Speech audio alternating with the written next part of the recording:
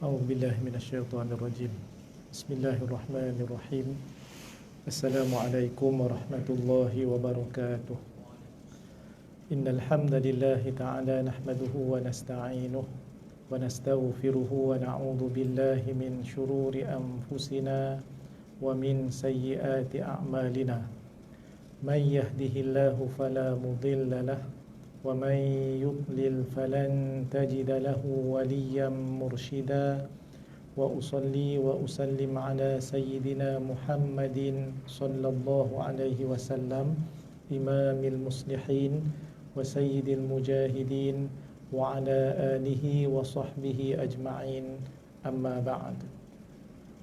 Urus dia program seterusnya kepada tuan-tuan dan puan-puan muslimin dan muslimat yang dirahmati oleh Allah Subhanahu wa taala sekalian.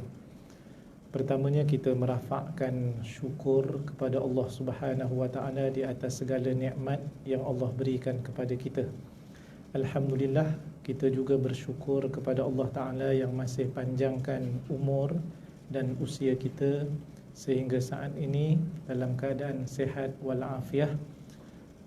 Lama tak lama daripada bulan Mac, maknanya 5, 6, 7 bulan jugalah. Tapi Alhamdulillah Allah masih beri kita kesihatan yang baik. Hari ini kita dalam tarikh kalender hijrah adalah tanggal 27 hari bulan Muharram 1442 hijrah. Kita berdoa pada Allah Ta'ala agar segala amal soleh yang kita kerjakan sebelum ini semuanya diterima oleh Allah Subhanahu wa Ta'ala. Allahumma amin. Kita juga terus berdoa dan bermunajat kepada Allah Subhanahu wa taala agar COVID-19 segera diangkat oleh Allah Subhanahu wa taala. Kita dah keluarkan keliling daripada Jabatan Mufti Negeri Selangor untuk semua daripada rakyat Malaysia, khususnya Selangor lah, membacakan doa kunut nazilah setiap kali daripada solat fardu, iaitulah pada selepas rukuk dalam rakaat yang terakhir. Macam bacaan kunut solat subuh, tetapi ada penambahan supaya kita dielakkan daripada wabak yang berjangkit. Boleh rujuk di Jabatan Mufti doa kunut nazilah kerana wabak. Ini solat berjemaah boleh kita buat, solat bersendirian pun boleh untuk kita lakukan. Jadi buat masa ni belum ada ubat ataupun vaksin yang Allah takdirkan penawar kepada COVID-19, maka ubatnya adalah SOP dah sekarang ni buat masa ni.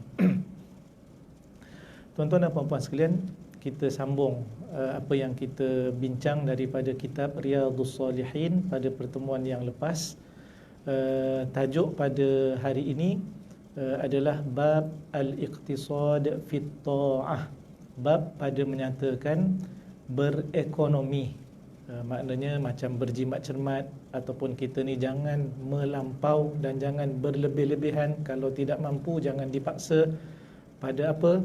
Pada melaksanakan ketaatan kepada Allah Subhanahu wa taala. Sebagaimana kita sebutkan sebelum ini, Al-Imam An-Nawawi, pengarang kepada kitab ini, dia akan mulakan dengan ayat Al-Quran. Dan perbincangan kita biasanya saya akan ambil satu tajuk secara maknanya ikut turutan, dan kita hanya ambil 2 ataupun 3 hadis yang berkaitan saja untuk kita memahami tajuk itu. Mudah-mudahan nanti bila kita habis khatam kitab ini, kita dapat ilmu yang secukupnya untuk amalan diri sendiri dan juga ahli keluarga kita, insya-Allah. Ayat Al-Quran yang dikongsikan oleh pengarang Al-Imam An-Nawawi dalam kitab ini, dalam tajuk ini khususnya, adalah Surah Al-Baqarah ayat 185. Surah Al-Baqarah ayat 185, firman Allah Ta'ala, a'udzubillahi minasyaitonirrajim, yuridullahu bikumul yusra wa la yuridu bikumul usr. Ayat tu panjang, diambil bahagian itu saja, iaitulah Allah berfirman, Allah menghendaki dan menginginkan daripada kamu al-yusra, iaitu keringanan dan kesenangan, wala yuridu bikumul usra, dan Allah tidak mahu dan tidak menginginkan daripada kamu kesukaran ataupun kesusahan. Dalam banyak yang berkaitan dengan syariah ini sebenarnya adalah kerenganan itu yang maknanya Allah kehendaki, bukannya kesukaran. Baik, kita baca hadis-hadis yang berkaitan yang dikumpulkan dalam tajuk ini. Yang pertama daripada Aisyah radhiyallahu anha, anna an-nabiy sallallahu alaihi wasallam dakhala 'alaiha wa 'indaha imra'atun. Aisyah radhiyallahu anha kata, Nabi sallallahu alaihi wasallam datang bertemu dengannya. Pada waktu itu ada seorang perempuan bersama dengan Aisyah radhiyallahu anha. Qala, Nabi pun bertanya kepada Aisyah isterinya, man hadhihi, siapakah orang ini? Ni siapa? Qalat, lalu Aisyah radhiyallahu anha jawab, hadhihi fulanah, yang ini adalah si fulan. Dia sebutlah pada Nabi SAW, tadhkuru min salatiha, kemudian dia pun bercerita tentang hal ehwal dan keadaan solatnya. Dalam hadis yang lain kita dapati bahawa perempuan ini dia memang bersungguh-sungguh melaksanakan solat, tetapi sampai peringkat tidak berapa larat pun dia paksa diri juga untuk melakukan ibadah. Lalu Nabi pun jawab, selepas Aisyah cerita tentang perempuan itu solatnya bagaimana, Nabi kata, mah alaikum bima tutiqun. Mah ini satu kalimah bahasa Arab, iaitu dia berbentuk kepada larangan. Jangan, macam itulah lebih kurang, jangan. Alaikum bima tutiqun, ke atas kamu lakukanlah setakat yang termampu saja. Bima tutiqun, yang mampu. Fa wallahi la yamallullahu hatta tamallu. Demi Allah Ta'ala, sesungguhnya Allah itu tidak pernah bosan, tidak pernah jemu, sehinggalah kamu sendiri yang akan jemu melakukan satu-satu perkara. Seterusnya Nabi bersabda, wa kana ahabbud dini ilaihi ma dawamu sahibuhu alaih. Riwayat menyebut adalah yang paling disukai dalam agama itu adalah sesuatu yang berkekalan. Ma dawamu sahibuhu alaih, ke atas satu-satu jenis ibadah dan juga ketaatan kepada Allah. Jadi apa maksudnya kat sini? Maksudnya kalau yang dah tidak kita mampu, jangan paksa, satu. Yang kedua, nak dibandingkan dengan kita buat banyak, begitu banyak. Malam ni malam cuti sebagai contoh, cuti lah, esok kita cuti hari Malaysia, kita pun qiyamul lail, biar 2 rakaat sambung lagi, 4 rakaat sambung lagi, 8 rakaat sambung lagi, dekat 40 rakaat jugalah kita buat. Ini nak dibandingkan satu malam ni je dia buat 40 rakaat, kemudian cuti 40 tahun tak qiyamul lail. Lebih baik buat 2 rakaat satu malam, esok 2 rakaat, lusa 2 rakaat, tetapi berterusan. Itu yang dimaksudkan dalam hadis ini. Sebab nanti kalau kita buat banyak, kita sendiri akan jemu. Kemudian Allah Ta'ala tidak pernah jemu. Yang jemu adalah manusia, yang bosan adalah manusia. Sebab itu yang disukai di dalam agama adalah tidak apa, sedikit, tetapi berterusan. Maknanya juga kalau banyak pun silakan, tetapi berterusan. Silakan. Yang penting berterusan, itu yang paling penting dan yang paling afdal. Silakan nak puasa Isnin Khamis. Memang banyaklah 2 hari, orang lain tak puasa langsung. Kita puasa Isnin Khamis sebagai contoh. Berterusan. Bukan setakat minggu ni saja, minggu depan, minggu satu lagi, dan berterusan. Begitu juga bersedekah, berterusan kita bersedekah. Kita jumpa dalam hadis ketika berhijrah. Ketika hijrah, dalam riwayat, sebab ni ada orang tanya, dalam riwayat dalam Musnad Imam Ahmad, Asma binti Abu Bakar meriwayatkan hadis ketika hijrah, ihtamala Abu Bakrin malahu kullahu ma'ahu. Sayyidina Abu Bakar bawa bersama dengannya hartanya semuanya ketika hijrah. Rasulullah SAW berhijrah, Sayyidina Abu Bakar jadi teman. Asma anak kepada Sayyidina Abu Bakar, anak kata bapa dia, iaitu Sayyidina Abu Bakar bawa bersama ketika hijrah hartanya semuanya. Riwayat menyebut khamsatu alaf dirham atau sittatu alaf dirham, iaitu sebanyak mana? Sebanyak 5,000 dirham ataupun 6,000 dirham. Ada orang tanya, Ustaz, 5,000 dirham Sayyidina Abu Bakar bawa duit tu, kalau nak kira kita hitung duit sekarang berapa RM ya? Berapa RM? Ni boleh tahan juga nak jawab soalan ni, kita kena pergi banyak bab kena buka. Yang pertama bab zakat. Baik, dalam bab zakat, dirham ni adalah duit perak. Kalau emas, duit dinar. Dinar nisabnya adalah 85 gram. Adapun dirham nisabnya adalah 200 gram. 200 gram nisab, kena bayar zakat. Berapa gram untuk 200 dirham? 200 dirham menyamai 595 gram. 595. Ini dah tajuk zakat. Kalau kita buka pula kitab dalam tajuk nikah, tajuk kahwin, Rasulullah SAW berkahwin, dalam riwayat menyebut Nabi akan bagi mahar kepada isteri. Mahar ni kita terjemah bahasa Melayu macam mas kahwin lah. Ingat dia, mas kahwin ataupun mahar ini adalah hak milik isteri sepenuhnya. Tak boleh minta balik, tak boleh. Dia nak beli barang-barang dia ke, dia nak simpan ke, terpulang. Tidak boleh diambil oleh suami, mak bapak pun tidak boleh ambil juga. Ini mahar adalah hak isteri sepenuhnya. Nabi SAW serahkan mahar berapa banyak? Nisabain, 2 kali nisab. Kita tahu tadi satu nisab 200 dirham. Maknanya Nabi bagi duit ataupun mahar kepada isterinya 200 dirham, menyamai 595 gram, darab dengan 2 dah. Berapa tu?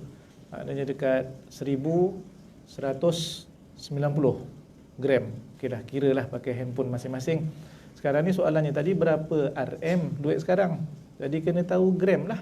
Kita dah tahu 200 dirham bersamaan 595 gram. Maka 5,000 dirham kita kena darab dah. Sebabnya 200 dirham nak pergi 500 dirham darab 25, maka 595 gram darab dengan 25. 5,000 dirham menyamai, saya pernah kira, 14,875 gram. Menyamai 14,875 gram. Berapa harga perak hari ini? Ini kena cek kat internet lah. Dekat ada satu laman web, setiap 10 minit dia akan update harga emas dan harga perak. Public Gold, dia update setiap 10 minit. Emas seminggu, 2 minggu, sebulan ni dia mahal. Pernah harganya RM303 1 gram. RM300. Dulu-dulu 160. Tapi bila dah ada duit 160, dia naik pula 300. Memang tak mampu milik lah. Kita mampu lihat ajalah nampaknya. Perak 2 minggu lepas RM4.44 1 gram, maka darab dengan 14,875, lebih kurang RM66,000. Kayanya Sayyidina Abu Bakar, dan Sayyidina Abu Bakar ini kaya dan pemurah. Konsisten. Seorang yang kaya dan pemurah. Yang tak konsisten ni kita. Konsistennya tak kaya. Daripada dulu sampai sekarang tak kaya-kaya. Tu konsisten. Tapi bila sedekah ni, infak ni tak berapa konsisten. Apapun, kita berdoa dan kita nak berubah menjadi orang yang infak, kuat infak dan juga konsisten. Itu yang penting. Dawamah, iaitu berterusan. Bukan sekali infak 2,000, lepas tu tak pernah infak dah. Asyik kalau orang minta infak je dia teringat, itu aku dah derma dah 2,000. Minggu depan orang datang lagi, aku dah derma dah 2,000 hari tu. Rupanya 8 tahun lepas. Jadi ini rugi, kita rugi. Jadi biar sikit tak apa, sedikit tetapi berterusan, itu yang kita inginkan. Hadis yang kedua. Ini kita pernah kongsikan hadis ini, hadis daripada Anas, iaitu 3 orang lelaki. Mungkin kita pernah bercakap, tapi secara umum 3 orang lelaki datang nak berjumpa Nabi SAW. Tetapi kebetulan Nabi tidak mereka jumpai. Mereka berbicara dan bercakap dengan isteri Nabi SAW. Mereka tanya isteri Nabi tentang ibadah Nabi SAW. Yalah, benchmarknya adalah Nabi. Jadi mereka nak tanya Nabi punya ibadat macam mana ya, sembahyang macam mana, sedekah macam mana, dan puasanya macam mana. Apabila diberitakan dan diceritakan kepada mereka, falamma ukhbiru, apabila diberitakan kepada mereka, dijawab, isteri Nabi bagi tahu tentang puasa Nabi, solat Nabi, ka'annahum taqalluha. Lalu respon dan refleks daripada tiga orang lelaki ini apa? Mereka ini pun berbicara sesama sendiri, banding-bandingkan diri mereka dengan Nabi SAW. Mereka berkata dalam riwayat ini, aina nahnu minan Nabi SAW. Kita ni di mana nak dibandingkan dengan Nabi SAW? Dahlah Nabi qad ghufira lahu ma taqaddama min dhanbihi wa ma ta'akhkhar. Nabi ini SAW orangnya telah diampunkan dosanya yang dahulu dan akan datang. Dosanya Allah dah ampunkan dahulu dan akan datang.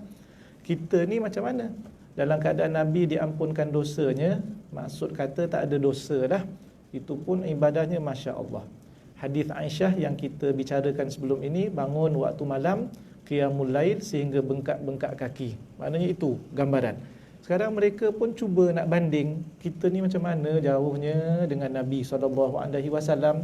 Maka keluarlah salah seorang daripada mereka kata-kata dan ungkapannya. Bila tengah banding-banding tu, dia pun berkata, salah seorang itu, amma ana fa usallil laila abada.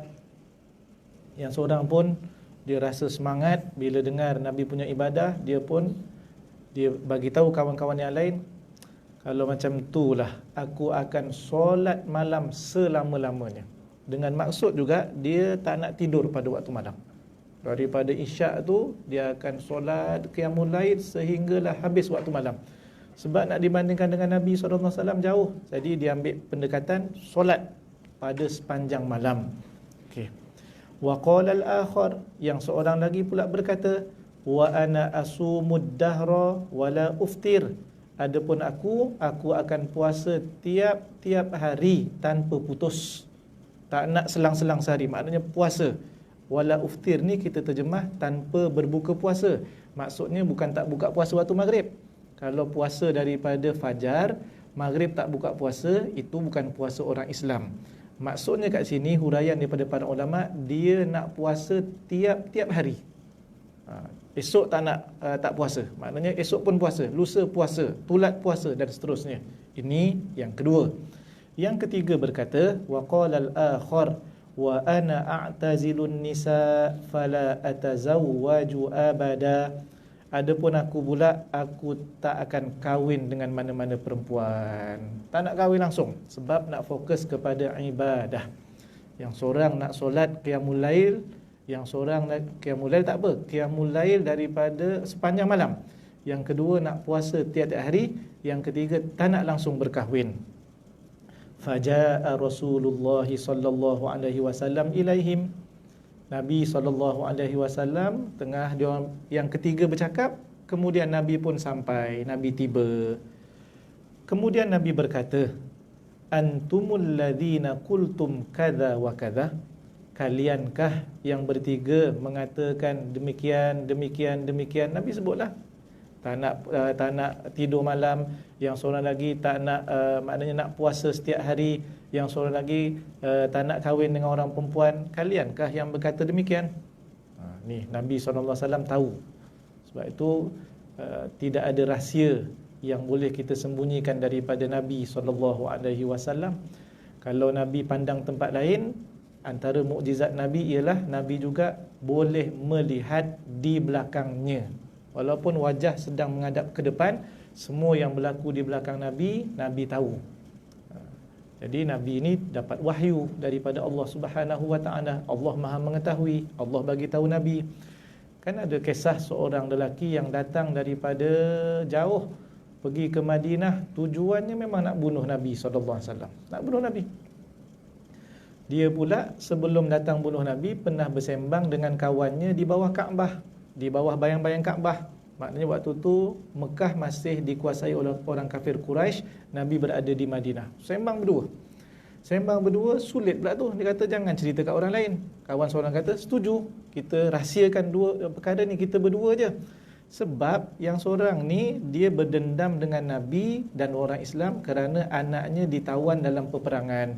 Lalu dia kata, kalaulah tidak aku ni ada hutang, dan kalaulah tidak kerana aku ini ada keluarga yang perlu aku sara, dah lama dah aku pergi Madinah bunuh Nabi SAW. Kawan yang seorang ni bulat batu api.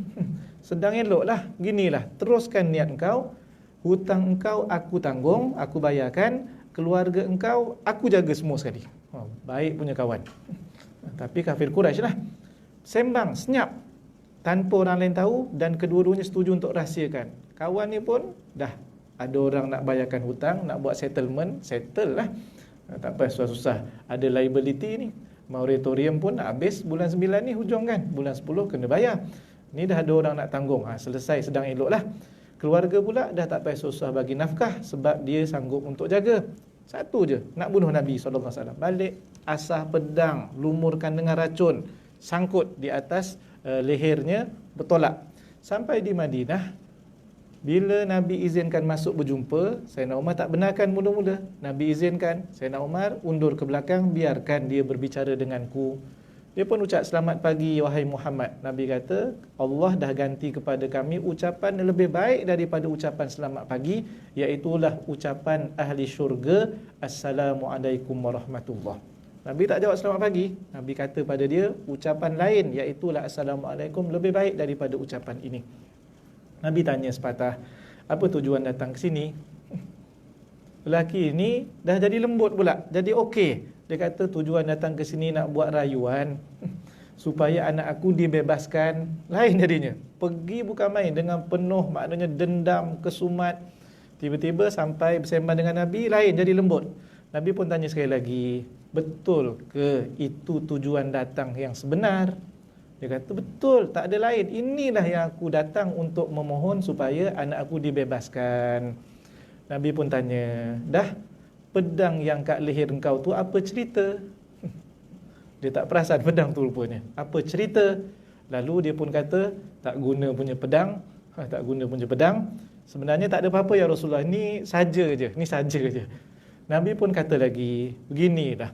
Bukankah engkau pada tarikh sekian, hari sekian, berada bersama dengan si fulan, nama sekian, berbincang, kalaulah tidak kerana hutang, kalaulah tidak kerana adik keluarga, engkau pasti akan datang membunuh aku, cari aku di sini.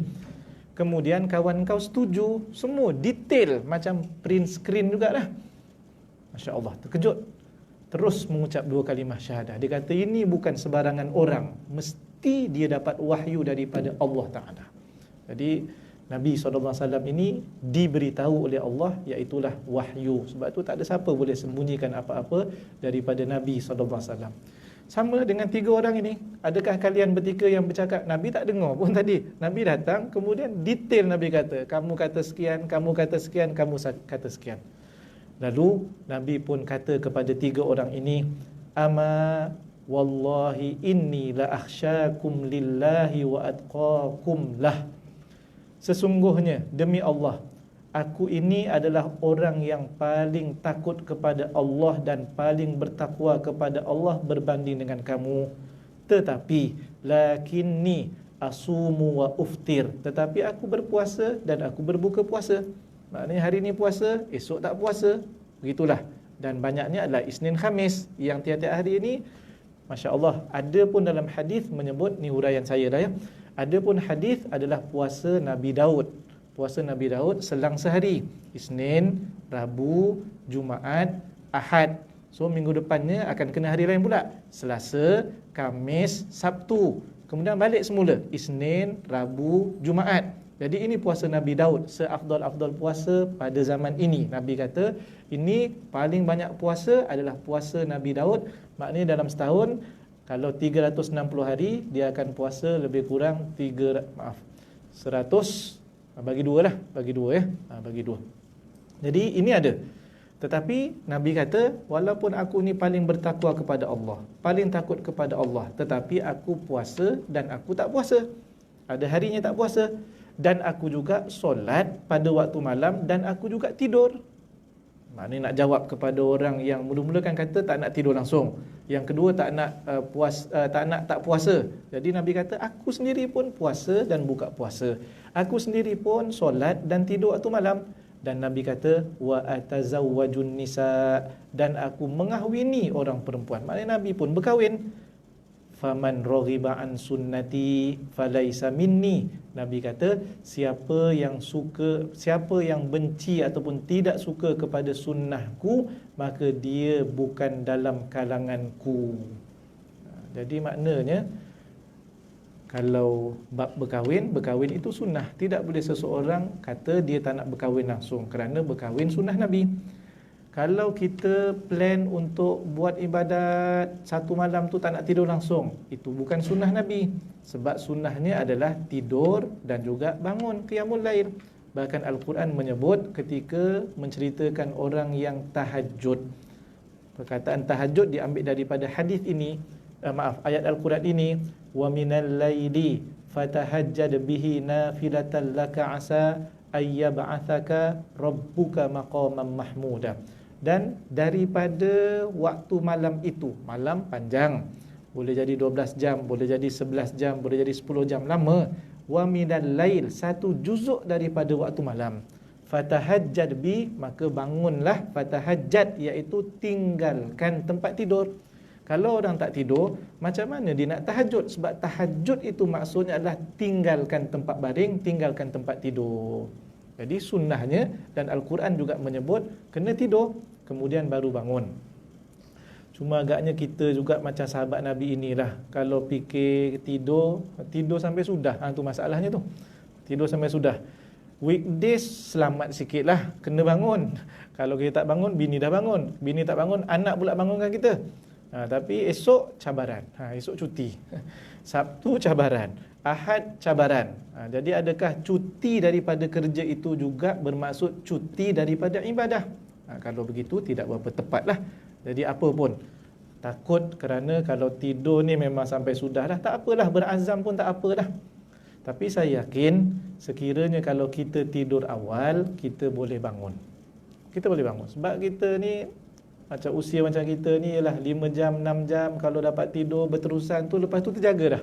Sebab tu siapa tidur awal, kerja penat sangat, tidur lepas isyak sebagai contoh, 3 pagi dah terbangun. Dia sebab kita tiap-tiap malam tidur lambat, tidurnya pukul 1, tidurnya pukul 2, itu yang bangun ngam-ngamnya pukul 7.30. 5 jam, 6 jam. Jadi apa pun sebenarnya cuba ubah kita punya cara hidup kita dalam banyak hal. Cara lifestyle kita itu mempengaruhi kehidupan dan juga kesihatan kita sebenarnya. Seterusnya, hadis yang berikutnya daripada Anas bin Malik radhiyallahu anhu qala, dia berkata, dakhalan nabiyyu sallallahu alaihi wasallam al-masjidah. Nabi masuk ke masjid. Anas kata Nabi masuk ke masjid, fa idza hablun mamdudun bainas sariyatain. Tiba-tiba Nabi dapati ada satu tali yang melintang, diikat pada 2 tiang. As-sariyatain, 2 tiang, tali melintang. Faqala, Nabi pun tanya, ma hadzal habl, ini tali apa? Ini tali apa? Qalu hadza hablun li Zainab. Mereka pun menjawab, orang ramai kata, wahai Rasulullah, tali ini milik Zainab. Milik Zainab.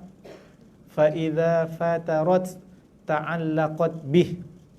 Dia ikat tali itu kat tiang, 2 tiang. Apa dia akan buat? Mereka kata Zainab ni kalau sekiranya dia rasa penat, rasa malas ketika berdiri untuk solat. Bila solat kan kena berdiri kan? Tapi sebenarnya solat sunat boleh duduk. Dia solat fardu wajib berdiri. Solat sunat silakan kalau nak duduk, sebab maqasid solat sunat ni hukum hakam fiqh ya. Maqasid, tujuan daripada solat sunat adalah lil ikthar, untuk memperbanyakkan. Jadi untuk elakkan kita bosan, rasa penat, jadi diharuskan untuk solat sunat secara duduk. Boleh? solat ba'diyah zuhur, solat ba'diyah maghrib, ba'diyah isyak, orang ni semua berdiri, tuan-tuan tak ada uzur apa-apa, saja-saja duduk, boleh, solatnya sah. Berbeza dengan solat fardu, memang mampu berdiri, saja-saja duduk, solatnya tidak sah. Itu beza fardu dengan sunat. Tetapi orang yang sembahyang duduk, pahalanya adalah separuh daripada orang yang berdiri untuk solat sunat. Jadi kalau kawan dia buat solat ba'diyah isyak 4 rakaat, 2 salam, tambah lagi 2, dia solat duduk, nak sama dengan kawan yang buat 4, dia kena buat 8 lah. Tu je. Kalau rasa malas lagi nak baring pun silakan. Tapi baring dia punya pahala separuh daripada duduk, maknanya 1/4 daripada berdiri. Kalau kawan dia buat 4 rakaat secara berdiri, dia solat ba'diyah isyak secara baring, maknanya dia kena buat berapa? Maknanya kena 4 kali ganda dah. Maknanya kalau 4 kali 4, 16. Baru sama dengan berdiri. Tiba-tiba nak bagi salam dia bangun lagi, buat lagi 2. Ambil dah. Tak apalah Ustaz, saya berdiri je lah Ustaz. Rasa masih mampu lagi ni. Berbeza kalau uzur. Memang dia tak mampu untuk berdiri, solat sunat secara duduk bagi orang yang tidak mampu berdiri, maka pahalanya full. Sama macam berdiri. Dan orang yang uzur, solat fardu, memang sah solatnya secara duduk kalau memang tidak mampu berdiri. Itu hukum fiqh lah. Sekarang, bersungguhnya Zainab, kalau dia memang kuat sembahyang malam, kalau sekiranya dah rasa tak larat, rasa malas, dia akan bergayut pada tali itu. Tujuan tali itu nak buat pegang. Nak buat pegang. Dia mungkin jauh daripada tiang, jadi tali itulah yang dia akan pegang. Baik, faqalah, Nabi SAW pun bersabda, hulluh, cabut. Nabi kata cabut. Cabut tali ni, buka. Buka ikatan dia. La yusalli ahadukum nasyatah. Solatlah, Nabi bagi satu panduan, solatlah seorang daripada kamu dalam keadaan dia kuat, dalam keadaan dia bersemangat. Tapi kalau sekiranya dia rasa penat, rasa dah kebas ataupun rasa penat, kita kata falyarqud, maka duduklah, solat secara duduk. Hadis ni jadi sandaran dalam mazhab Syafi'i. Solat sunat boleh dilakukan secara duduk. Boleh. Maknanya tak payahlah kita lawan paksa juga, sebab syariat membenarkan solat sunat secara duduk. Buat apa kita nak paksa diri kita sampai letak tali semua sekali ni? Jadi ini panduan daripada Nabi SAW. Sebab itu tajuknya kan, jangan paksa, jangan kita lebih daripada kemampuan yang kita ada dalam melakukan ketaatan kepada Allah Subhanahu wa taala. Seterusnya, hadis daripada Aisyah radhiyallahu anha. Kalau ada sebarang persoalan boleh ajukan sebelum kita berhenti nanti insya-Allah. Hadis yang berikutnya daripada Aisyah radhiyallahu anha, anna Rasulullah sallallahu alaihi wasallam qala, idza na'asa ahadukum wa huwa yusalli falyarqud hatta yadhhaba anhu an-naum.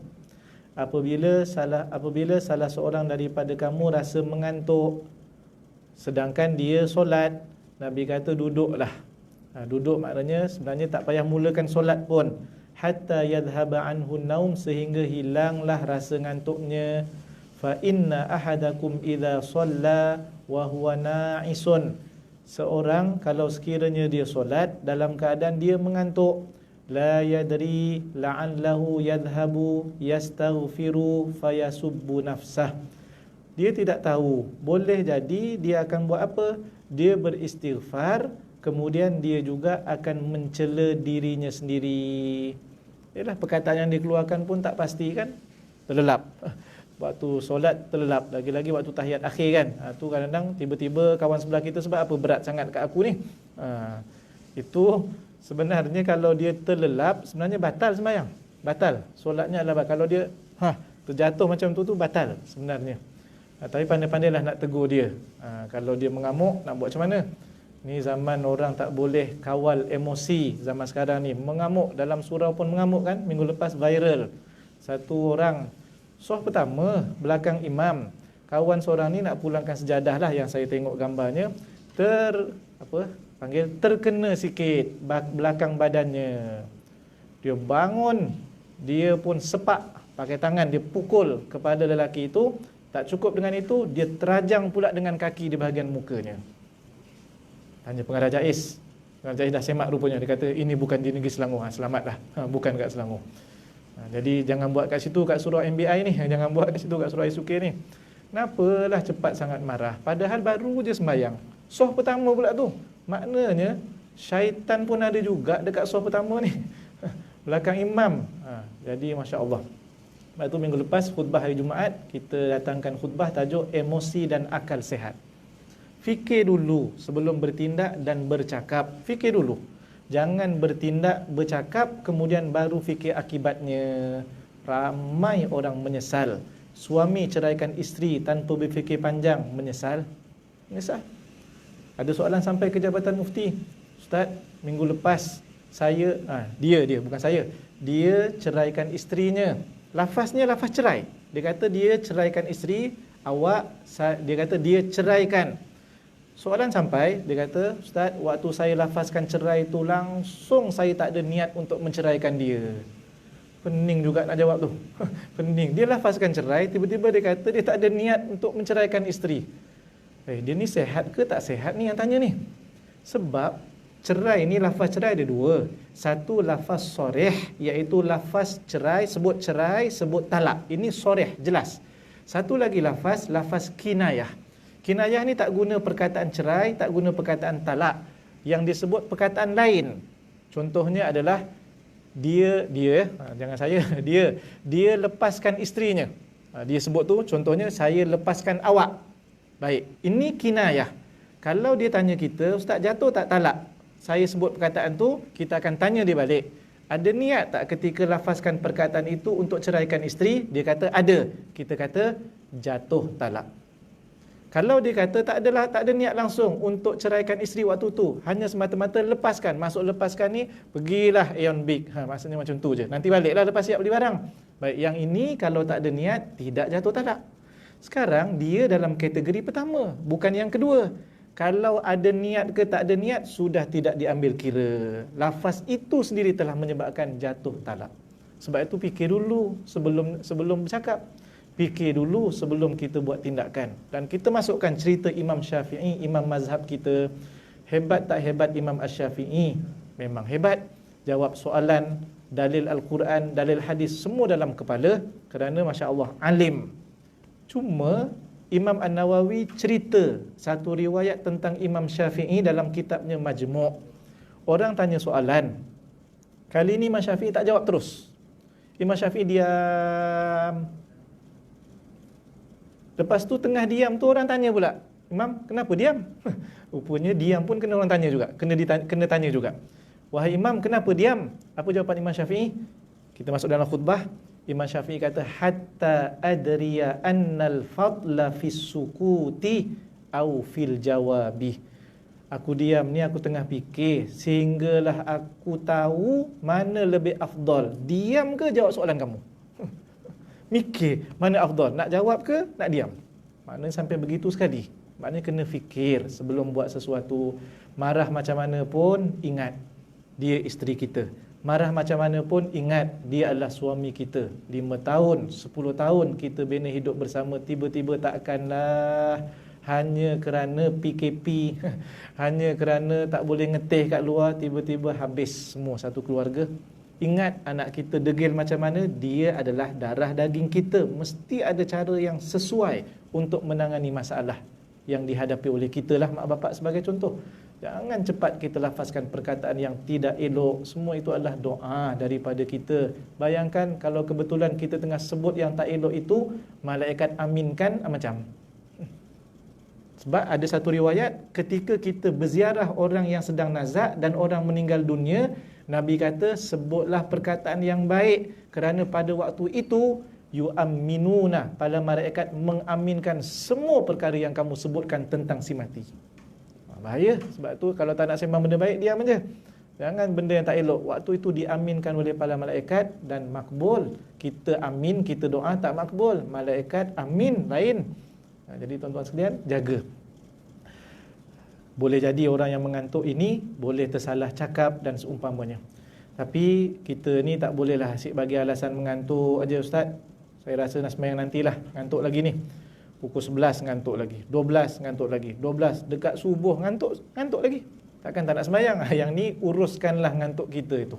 Mungkin ada faktor lain. Ini Nabi sebut kalau ketika nak solat itu. Sebab dia mengantuk ni akan hilang bila kita rehat sekejap ataupun tidur sekejap. Macam kita pandu kereta lah. Dia nak tidur sekejap je tu, lepas tu segarlah, insya-Allah.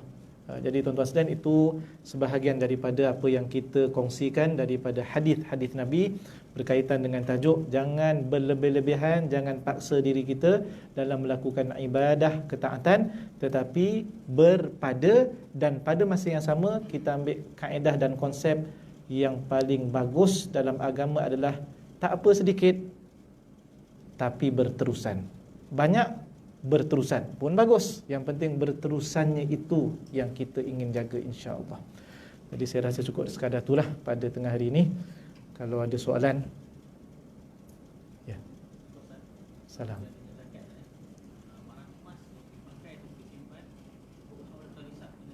Ya, terima kasih. Barang kemas yang disimpan atau dipakai. Pertama sekali, barang kemas itu perlu kita fahami dia punya maksud di dalam fiqh. Untuk orang perempuan ya, orang lelaki confirm kalau dia kata dia ada barang kemas memang tak patut dah. Barang kemas ni untuk orang perempuan, rantai, gelang tangan, anting-anting yang diperbuat daripada emas. Emas fizikal nisabnya adalah 85 gram. Gold bar, coin tu kira fizikal lah. Kalau kita ada 85 gram kena zakat 2.5% nilai daripada harganya. Adapun emas perhiasan ni dipakai di badan wanita. Anting-anting dia pakai. Yang ini mula kena zakat, kira keseluruhan secara kumulatif, campur berat anting-anting, berat gelang tangan. Maknanya kena timbang semua, campurkan. Mula kena zakat adalah apabila di negeri Selangor apabila melebihi 800 gram. Kurang daripada tu tak kena zakat. Jadi kalau kita salah fikir baru ni, lah ingat 85, itu yang beli cincin setakat 80 gram je. Salah. Lepas ni bagi tahu suami, belikan lagi 8.